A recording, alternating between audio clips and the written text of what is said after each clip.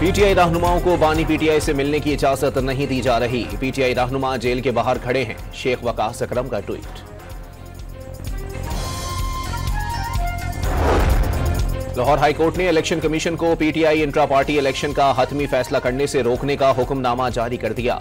Assistant attorney general को जवाब जमा कराने की हिदायत। और मुल्तान के देहली गेट चौक के करीब आतिशबाजी के सामान में धमाका। मलबे से खातून की लाश निकाल ली गई। अमवात 4 हो गईं, 5 जख्मी।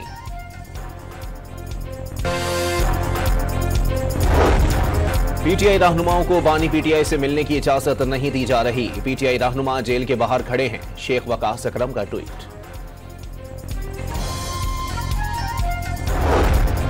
लाहौर हाईकोर्ट ने इलेक्शन कमीशन को पीटीआई इंट्रा पार्टी इलेक्शन का हतमी फैसला करने से रोकने का हुक्मनामा जारी कर दिया। असिस्टेंट अटॉर्नी जनरल को जवाब जमा कराने की हिदायत।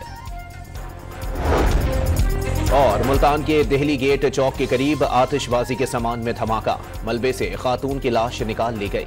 अमवात 4 हो गईं, 5 जख्मी।